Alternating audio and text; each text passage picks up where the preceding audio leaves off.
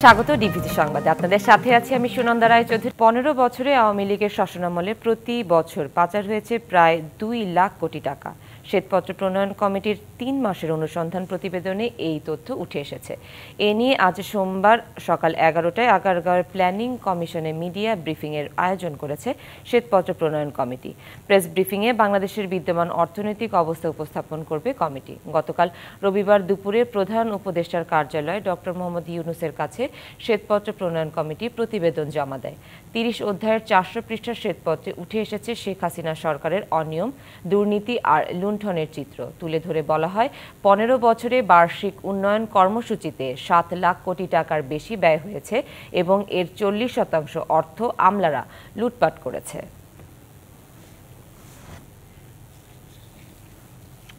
যে কোনো মূল্যে আওয়ামী লীগের আমলে পাচারের টাকা ফেরত আনতে কাজ করছে সরকার। 10 ডিসেম্বর থেকে এফবিআই সহ আন্তর্জাতিক বিভিন্ন সংস্থার সঙ্গে বৈঠক করবে অন্তর্বর্তী সরকার। ফরেন সার্ভিস একাডেমিতে ব্রিফিংয়ে কথা জানিয়েছেন প্রধান উপদেষ্টার প্রেস সচিব শফিকুল আলম। তিনি বলেন, কয়েকজন ব্যবসায়ী ও তাদের দোসরদের মাধ্যমে এসব লুটপাট হয়েছে। গত 15 বছরে যা হয়েছে তার বিচার করা সরকারের অগ্রাধিকার বলেও জানান প্রেস সচিব। বলেন, যারা পুরো দেশকে লণ্ডভণ্ড অবস্থায় রেখে গেছে তাদের বিচার বাংলার মাটিতেই হবে। টাকা নিয়ে চলে গেল, হ্যাঁ, এটার জন্য একটা পুরো ইনফ্রাস্ট্রাকচার, কিন্তু এটা আনাটা অনেক সেক্ষেত্রে অনেক লিগাল সাইডটা দেখতে হয়, টাকাটাকে ট্রেস করতে হয় কোথায় যে এটা চলে গেছে। জন্য স্পেশালাইজ গ্লোবাল ইনস্টিটিউশন আছে, পরামর্শ দিচ্ছে যে কিভাবে এই টাকাগুলো ফেরত আনা যায়। স্বৈরাচার তার জাস্ট 6 মাস আগেও, কয়েক মাস আগেও তারা 60,000 কোটি টাকা প্রিন্ট করেছিল। হ্যাঁ, তো আমি আমাদের সেন্ট্রাল ব্যাংকের গভর্নর আমাকে বলেছেন, ওই পুরো 60,000 কোটি টাকার প্রিন্টিং এর মূল উদ্দেশ্য ছিল এস আলমকে টাকা পাচারে হেল্প করা। বিগত সরকারের রাজনৈতিক সদিচ্ছার অভাবেই 26 বছরে পাহাড়ের শান্তি চুক্তির বাস্তবায়ন হয়নি। শান্ত হয়নি পাহাড়, থেকে থেকে ঘটছে হত্যাকাণ্ড, ঝরছে রক্ত। বিশেষজ্ঞরা বলছেন, শান্তি চুক্তির পূর্ণাঙ্গ বাস্তবায়ন এবং দৃষ্টান্তমূলক বিচারই পারে পাহাড়ের শান্তি ফেরাতে। এর জন্য প্রয়োজন রাজনৈতিক সিদ্ধান্ত।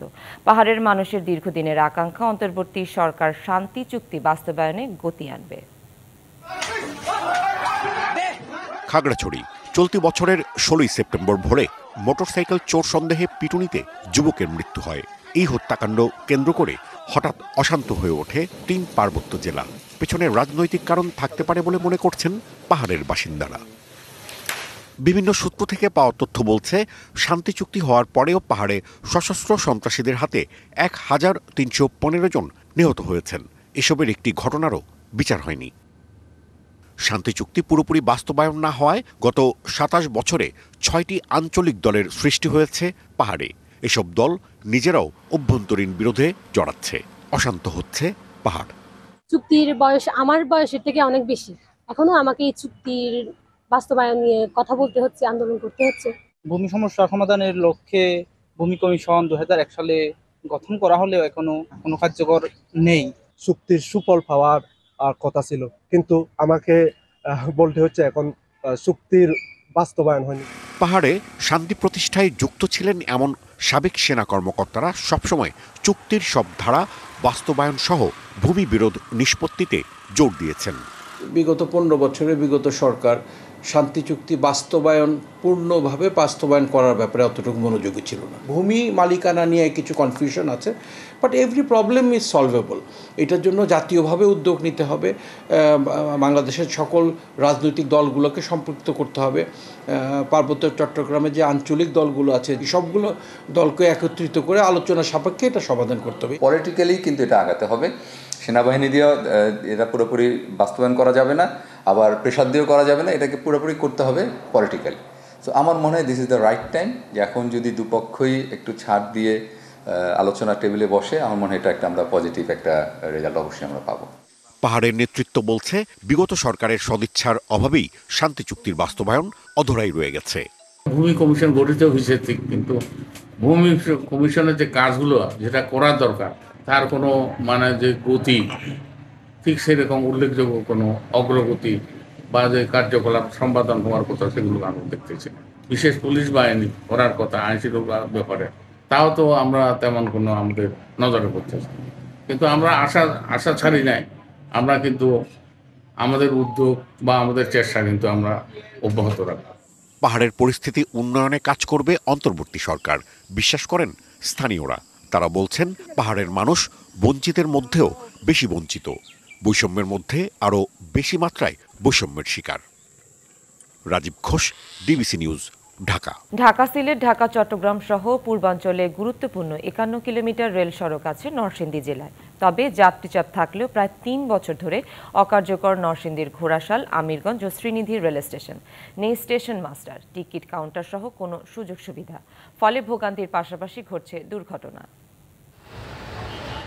গত 3 বছর ধরে অচল নরসিংদীর ঘোড়াশাল, আজমেরীগঞ্জ ও শ্রীনিধি রেল স্টেশন। তুলে নেওয়া হয় সেখানকার স্টেশন মাস্টার, টিকিট কাউন্টার সহ সিগন্যালিং ব্যবস্থার কর্মীদেরও। অকার্যকর সিগন্যালিং ব্যবস্থা, বন্ধ টিকিট বিক্রি, এমন নানা সংকটের মধ্যে এসব স্টেশনে 2-1টি ট্রেন থামলেও তা প্ল্যাটফর্মে নয়, দাঁড়াচ্ছে মাঝের লাইনে। তাও আবার ছেড়ে যাচ্ছে দ্রুতই। যাত্রী ভোগান্তির পাশাপাশি প্রায়ই ঘটছে ট্রেনে কাটা পড়ে মৃত্যুর ঘটনা। ঊর্ধ্বতন কর্তৃপক্ষকে জানিয়েও মেলেনি সমাধান।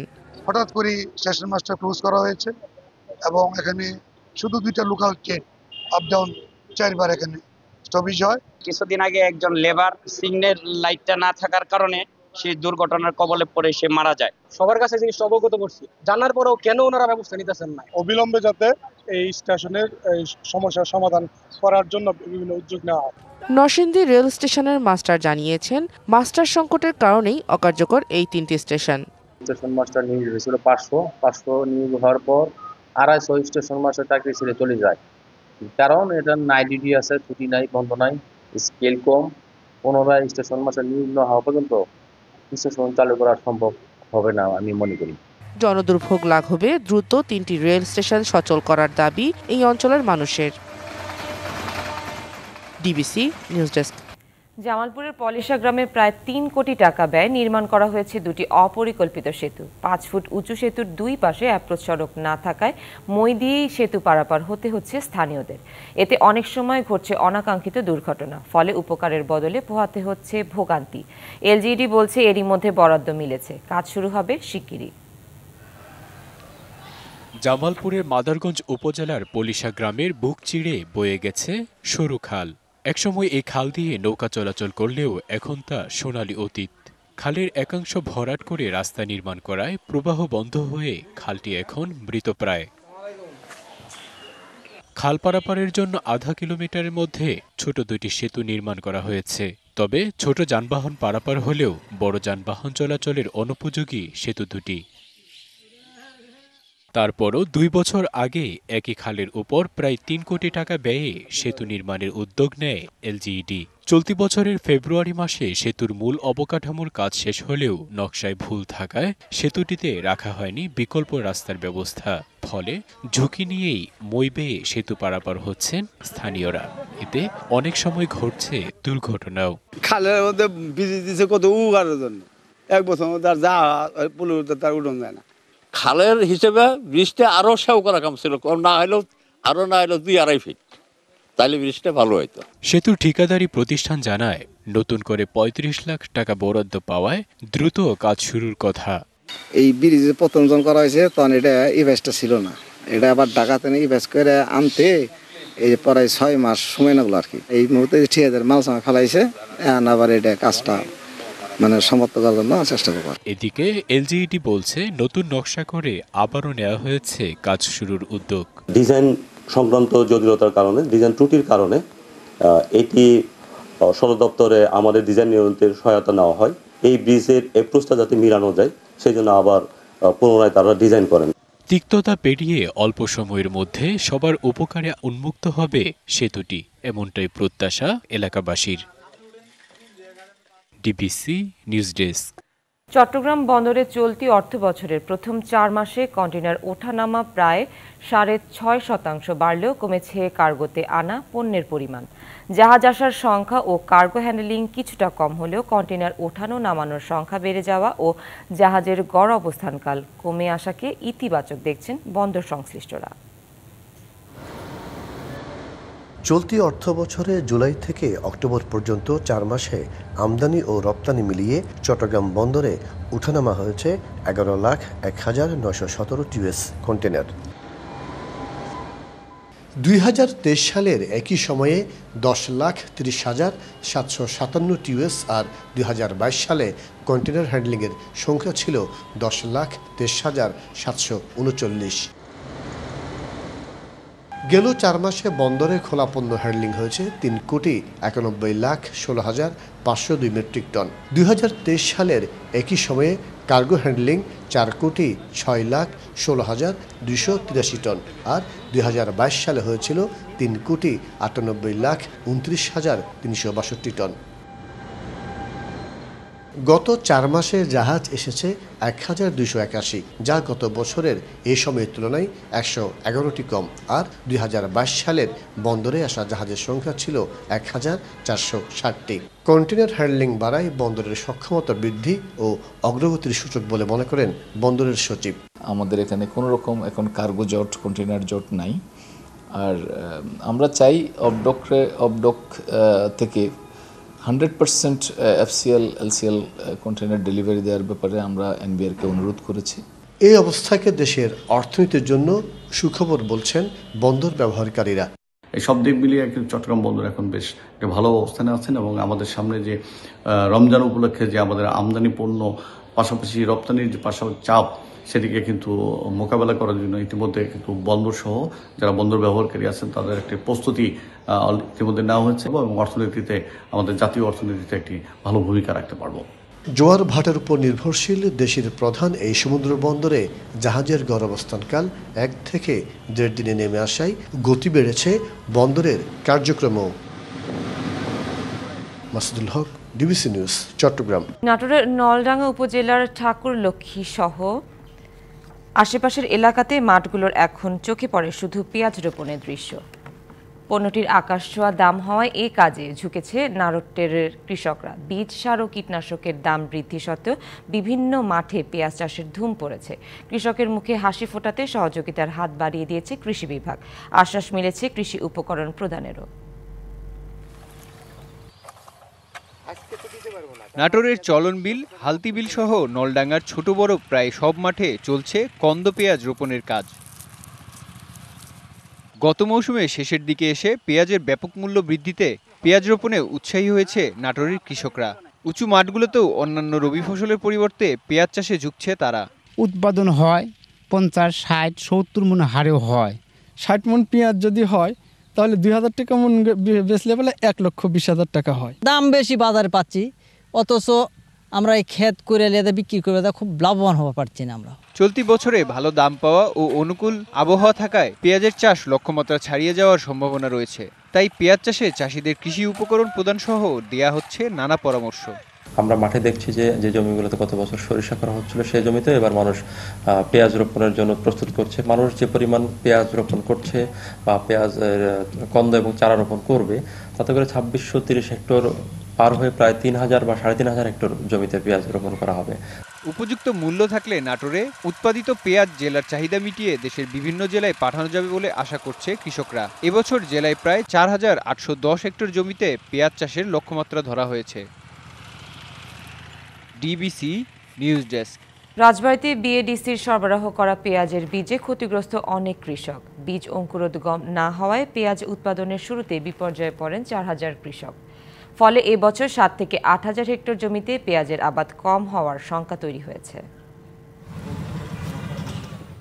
পেঁয়াজ উৎপাদনের অন্যতম জেলা রাজবাড়ী। চলতি বছর জেলায় পেঁয়াজ চাষের লক্ষ্যমাত্রা 36,000 হেক্টরের বেশি জমিতে। এই লক্ষ্যমাত্রা পূরণে প্রণোদনা হিসেবে নভেম্বর মাসের প্রথম সপ্তাহে 4,000 কৃষকের মাঝে বাড়ি 4, তাহিরপুরি ও বাড়ি 1 জাতের বীজ বিতরণ করা হয়। কিন্তু রোপণের 1 সপ্তাহের মধ্যে বীজের অঙ্কুরোদ্গম হওয়ার কথা থাকলেও তা হয়নি 20 দিনেও। ক্ষতিগ্রস্ত হওয়ায় নষ্ট বীজ বিতরণে জড়িতদের বিরুদ্ধে ব্যবস্থা নেওয়ার দাবি তাদের। আমি 15-20 দিন আগে চালাইছিলাম, সেই চারা জ্বালাই নেই, একেবারে সম্পূর্ণ দানাই মার, আমাদের পক্ষে এখন সম্ভব হবে না পেঁয়াজ লাগানো। কৃষি অফিসারের লোকজন ওরা ঘুষ খাইয়ে বাইরের থেকে বীজ আনছে, এই বীজগুলো পাবলিকের দিয়েছে, পাবলিক মার খাইছে। এখন এর একটা বিচার চাই আমরা।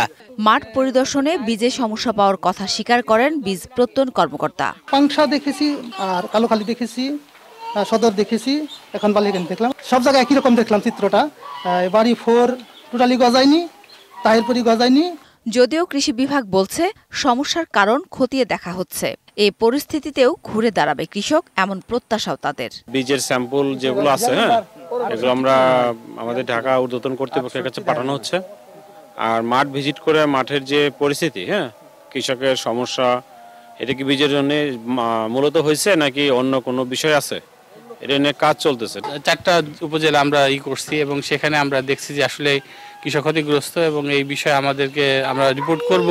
তবে আমার বিশ্বাস যে রাজবাড়ী কৃষক ঘুরে দাঁড়াবে। কেবল আশ্বাস নয়, সুষ্ঠু তদন্তের মাধ্যমে নষ্ট বীজ সরবরাহকারীদের চিহ্নিত করবে কর্তৃপক্ষ, এমন প্রত্যাশা ভুক্তভোগী কৃষকদের। DBC news desk. কিছুটা দেরিতে হলেও পঞ্চগড় থেকে ছবির মতো ভেসে উঠেছে হিমালয়ের পর্বতশৃঙ্গ কাঞ্চনজঙ্ঘা।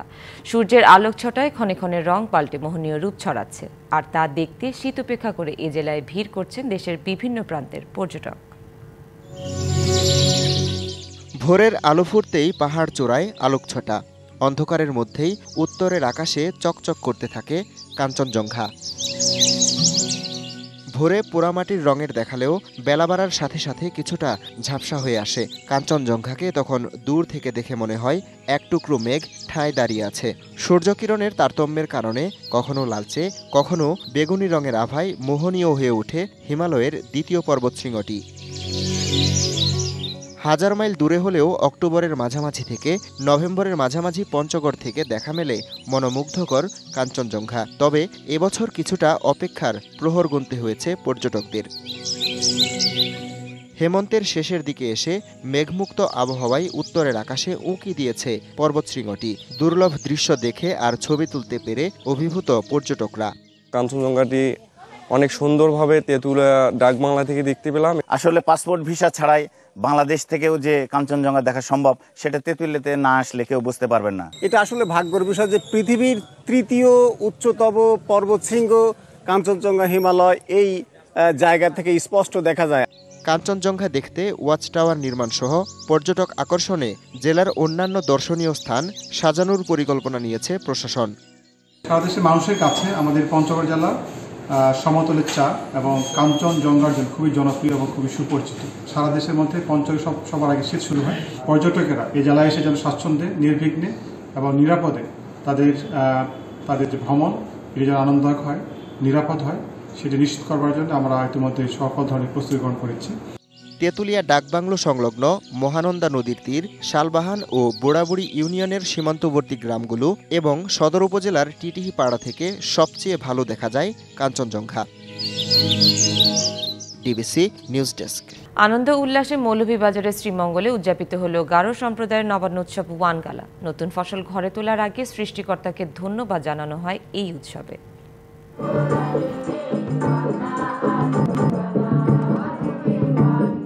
গারোদের ঐতিহ্যবাহী গান ওয়ানগালা ওয়ানগালা, সেই সুরের মূর্ছনায় নৃত্য পরিবেশন। এরপর ক্রুশ চত্বরে বাণীপাঠ, প্রদীপ প্রজ্বালন আর ধর্মীয় আচার পালনের মধ্য দিয়ে উৎসবের সূচনা হয় শ্রীমঙ্গলের ফুলছড়া চা বাগান মাঠে। গারোদের সংস্কৃতি ও কৃষ্টির অন্যতম উৎসব ওয়ানগালা। নতুন ফসল ঘরে উঠবে, তার আগে সৃষ্টিকর্তার কাছে কৃতজ্ঞতা প্রকাশ আর মনোবাসনা নিবেদন করা হয় এই উৎসবে। একে নবান্ন উৎসবও বলা হয়। আমাদের নতুন ফসল কেটে ঈশ্বরের কাছে উৎসর্গ করেছি। সবার বাড়ি থেকে আমরা এটা একটু করে সংগ্রহ করে সৃষ্টিকর্তাকে উৎসর্গের জন্য দিয়ে থাকি। শত ব্যস্ততা থাকলেও আমি এখানে চলে আসি, এটা একটু অন্যরকম বৈচিত্র্যপূর্ণ। উৎসব ঘিরে ছিল বর্ণিল আয়োজন। ফুলছড়া চা বাগান মাঠ পরিণত হয় গারোদের মিলন মেলায়। আমাদের বন্ধু বান্ধব, আত্মীয় স্বজন সবার সাথে দেখা সাক্ষাৎ হয়।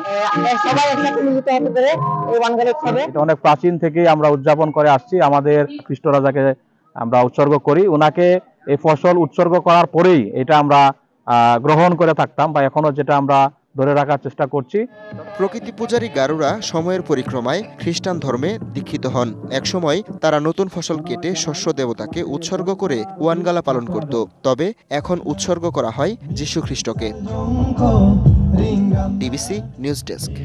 ভারত ও বাংলাদেশের মধ্যে কূটনৈতিক টানাপোড়েনের ফলে চলতি বছরের জুলাই থেকে কলকাতায় বাংলাদেশি পর্যটকের সংখ্যা উল্লেখযোগ্য হারে কমেছে। পর্যটকের অভাবে বড় ধরনের লোকসান গুনতে হচ্ছে বিভিন্ন হোটেল ও খুচরা দোকান ব্যবসায়ীদের। পশ্চিমবঙ্গের উত্তর থেকে দক্ষিণবঙ্গের সর্বত্র একই চিত্র। প্রতি বছর এই সময়টায় বাংলাদেশি পর্যটকের ভিড়ে গমগম করে নিউ মার্কেট চত্বর। এবারের পরিস্থিতি সম্পূর্ণ ভিন্ন, নেই সেই চেনা দৃশ্য। 2 থেকে 3 মাস আগে যাদের ভিসা করা সেই সব পর্যটকরাই একমাত্র যাতায়াত করছেন, যার সংখ্যাও খুব কম। ঘোচাডাঙ্গা ও ভোমরা সীমান্তে আগে প্রতিদিন 2 পার মিলিয়ে 1000-এর বেশি পণ্যবাহী ট্রাক যাতায়াত করত। বর্তমানে সেই সংখ্যা এসে দাঁড়িয়েছে 100-এর কম, যার ফলে বড় প্রভাব পড়েছে সীমান্ত অর্থনীতিতে। 2 বাংলায় লোডিং আনলোডিংয়ের হাজার হাজার শ্রমিক কাজ হারিয়েছেন। সাধারণত বাংলাদেশি ক্রেতাদের ভিড়ে জমজমাট বনগার বাজার ও হোটেলগুলো এখন কার্যত ফাঁকা। সীমান্তের ওপার থেকে ক্রেতা আসা প্রায় বন্ধ হয়ে যাওয়ায় ব্যবসায়ীরা চরম অনিশ্চয়তায় পড়েছেন। আন্দোলনের জন্য লেনদেন ভারত সরকারের সঙ্গে কেটে হচ্ছে, আমরা তো এত বলতে পারবো না। ওদের যে পেমেন্ট গুলো যাচ্ছে, পেমেন্ট গুলো ঠিক মতন আসছে না। যে আমাদের এক্সপোর্ট হচ্ছে, এক্সপোর্টের পর যে ডলার পেমেন্ট গুলো, সেই পেমেন্ট গুলো আমরা দীর্ঘদিন আটকে যাচ্ছে। সংবাদ এই ছিল এখনকার মতো। ডিবিসি নিউজের সংবাদগুলো পড়তে ভিজিট করুন dbcnews.tv আর ভিজিট করুন ডিবিসি নিউজের ফেসবুক পেজ এবং ইউটিউব চ্যানেল। সাথেই থাকুন।